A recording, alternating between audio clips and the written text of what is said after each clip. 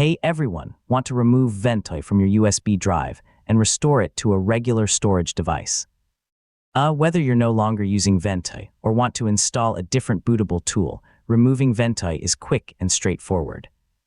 Just remember that this process will erase all data on the USB drive, so back up anything important first. In this full guide, I'll show you exactly how to remove Ventoy from a USB drive step by step.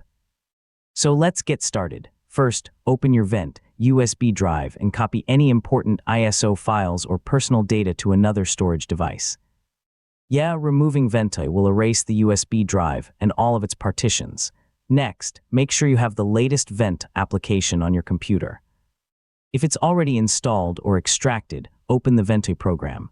Verify that the correct USB drive is selected.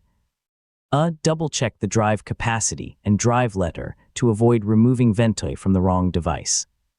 Open the option menu and choose Clear Ventoy or the equivalent removal option available in your version of Ventoy. Confirm the warning message to begin removing Ventoy from the USB drive. After Ventoy has been removed, open Windows Disk Management if necessary and create a new partition using the unallocated space. Then format the partition using your preferred file system, such as exFAT or NTFS. Finally, open File Explorer and confirm that your USB drive is now recognized as a normal storage device. It should now be ready to store files, just like any standard USB flash drive. And that's how to remove Ventoy from a USB drive. After restoring the drive to a standard partition, you can use it for everyday file storage or prepare it for another bootable USB tool.